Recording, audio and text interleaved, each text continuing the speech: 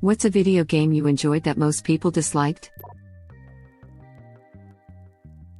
Mercenaries 2 for PS3.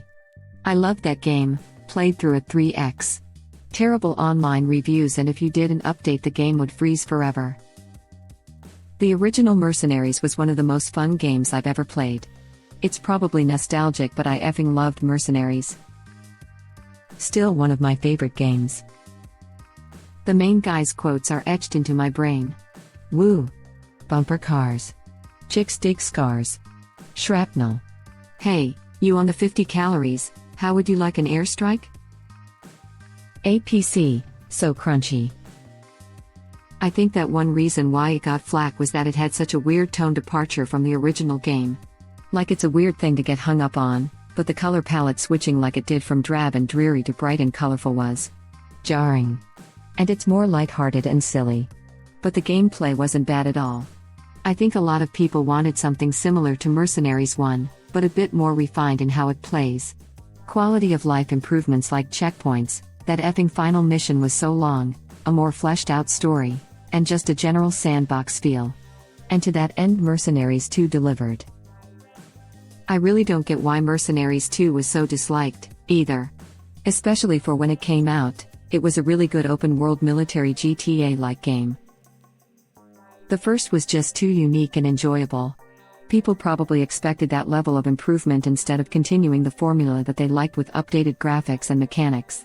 Personally, I just really liked the deck of cards style of enemy tiers from the original. It had one of the best marketing campaigns. I still jam out to the song. Oh no, you didn't. Anyone remember True Crime, Streets of LA? It seemed like a very love or hate game, and I absolutely loved it. I liked how the story would branch out depending on what you did in certain missions. The martial arts were fun too. I remember the gun combat feeling kind of flat though.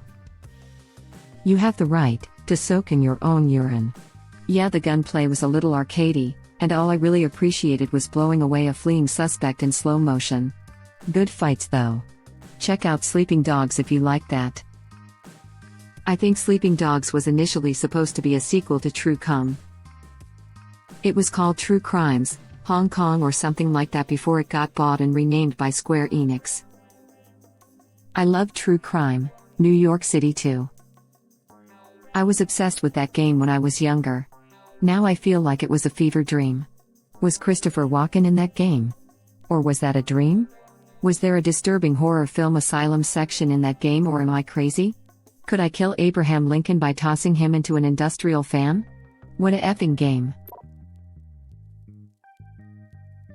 The Godfather. You couldn't tell me I wasn't the mob boss. What wasn't there to like? It was a GTA clone with the Corleone family. My ex thought it was corny, but I was obsessed. That and LA Noire. I wish I had the time to play those again, smiley face. It was corny. It also let you pull a lit stick of dynamite out of your coat pocket to menace shopkeepers and made you an unhinged, strangling maniac. Good times. The Corleones need ya car. Both this and Scarface. I played Godfather while watching the Godfather trilogy and listening to the soundtracks, and it was a really fun way to play. Turok, that late 2000s remake. I'm no longer alone. You talking about the 2008 one where you're part of Whiskey Company? I'm not sure what people dislike about it, but since there hasn't been a next one, but clearly it didn't do well. The early 2000s one, Evolution, was busted, nearly impossible without cheats, a storyline that made no sense, and horrendous voiceovers. That one is still one of my favorites. Evolution is the only Turok game I've ever played, and I effing loved it. That gun that drilled multiple little holes in people was gruesome lol, and the black hole device was pretty interesting. Glad to know it wasn't just me that couldn't follow the story though. I seem to remember it ending on some weird-ass cliffhanger with some dude putting on war paint or some crap, like he was going to be the final boss, and then nope, that was just the end. Evolution was awesome. Used to play multiplayer with my brothers. Lots of fights, but a lot of fun. It was just solid ridiculous dinosaur killing fun. Not sure if it's really hated, but Starfall Adventures could be considered the black sheep of its series. Is it a good Starfall game? No, since you're almost never in the R-Wing. But damn, is it a good furry Zelda clone. Still one of my favorite games all these years later. There's just something super charming about it.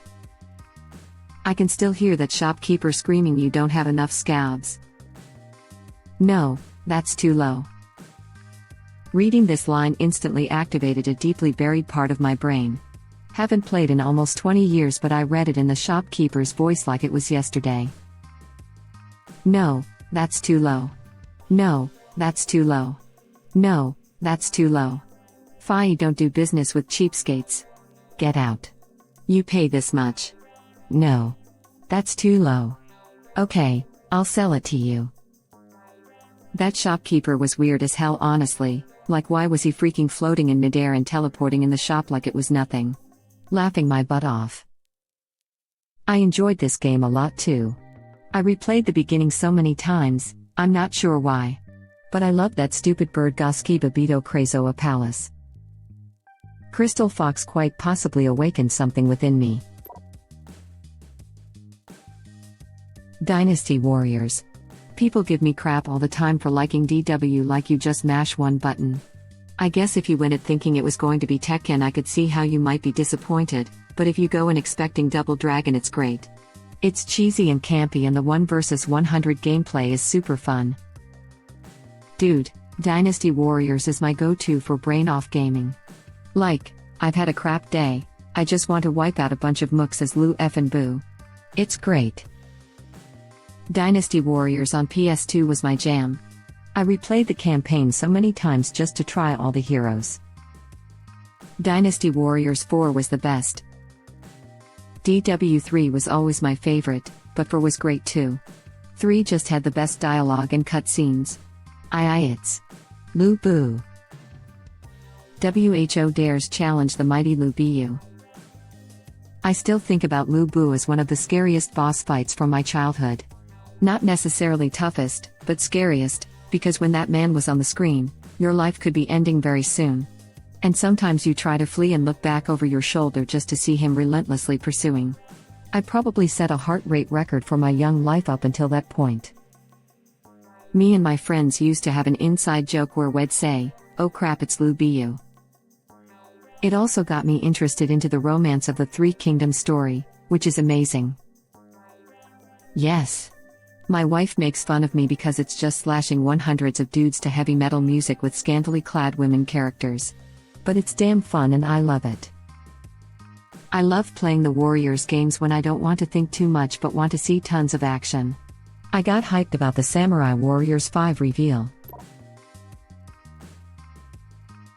Shadow the Hedgehog. Don't get me wrong, that game has issues, but overall I still had fun with it and would love to see a sequel that learns from the mistakes of the first game.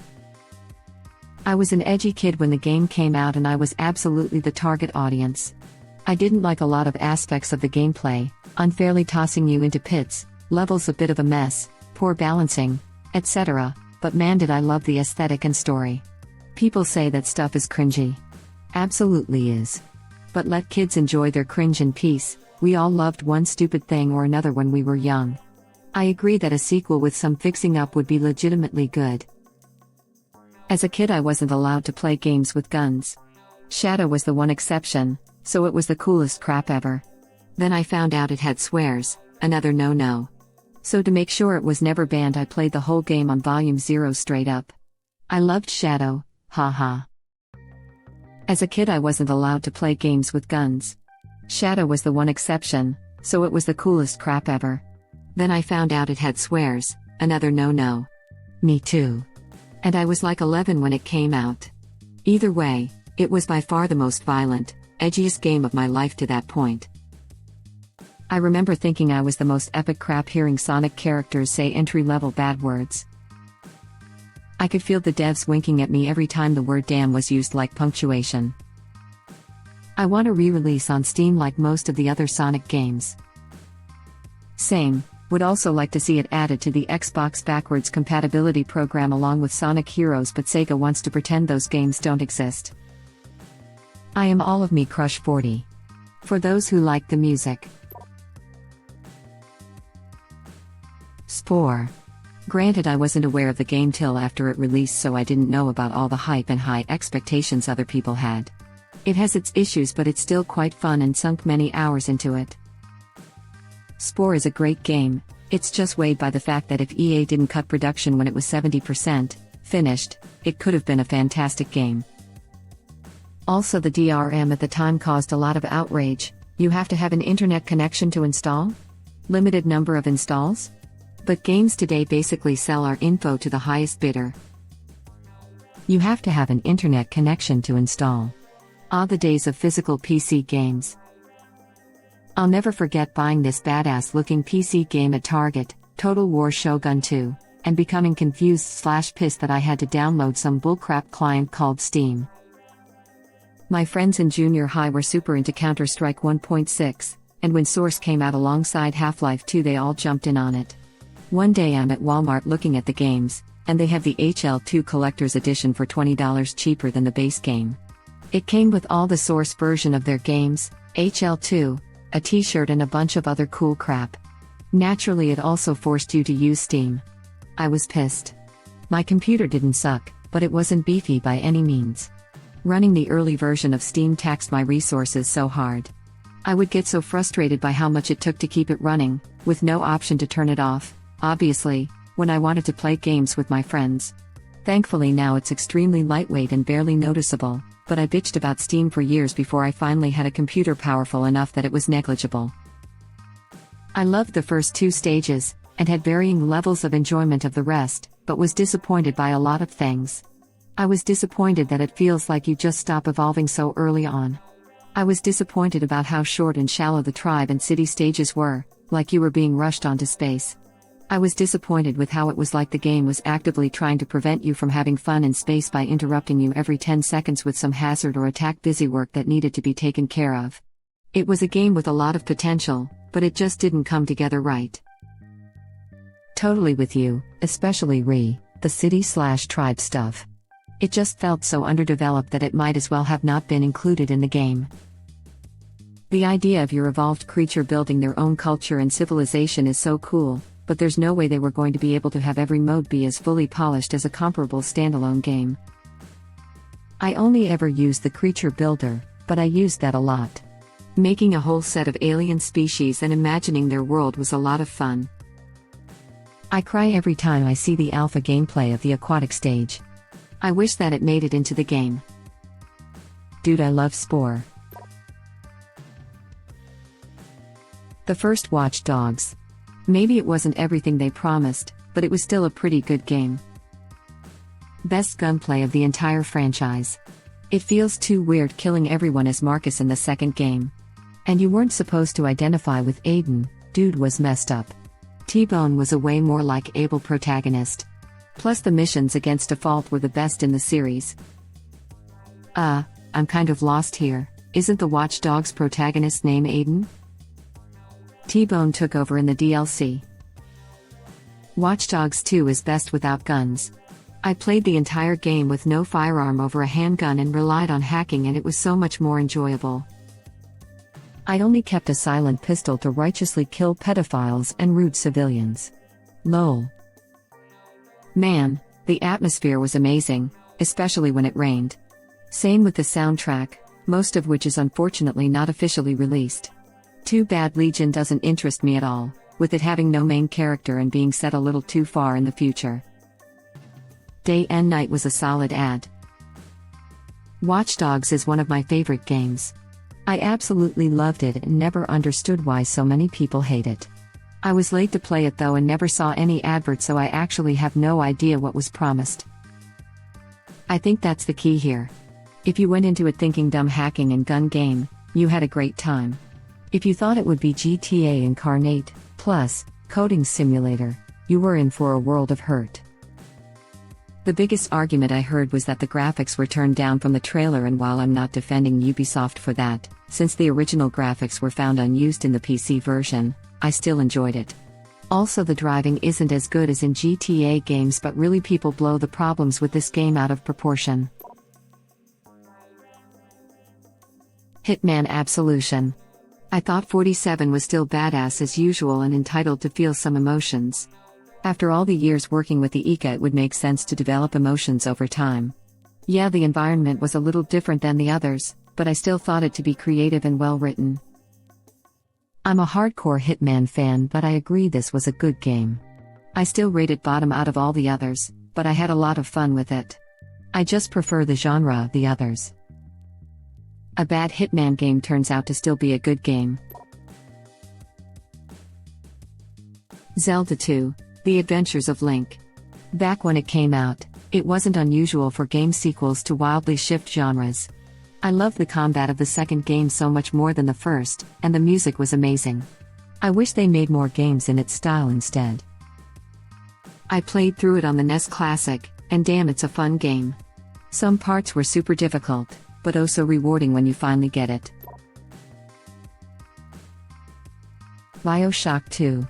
I know people don't consider the story to be as impactful as the first one, but the gameplay is way more polished.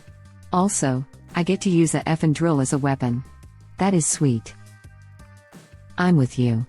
Just replayed them both again as part of the remastered collection, and 2 has so many quality of life changes over the first one, and the story is still good. Especially if you include Minerva's Den, which I think may have been my favorite part of the series. Came here to say this. BioShock 1 has the way better story, but BioShock 2 plays a lot better. Thank you for watching. Please subscribe to be the first to know about Red Rabbit Reader's new videos. If you like our videos, please like them on YouTube and share them with your friends. We welcome your comments below. Press to start another of our videos.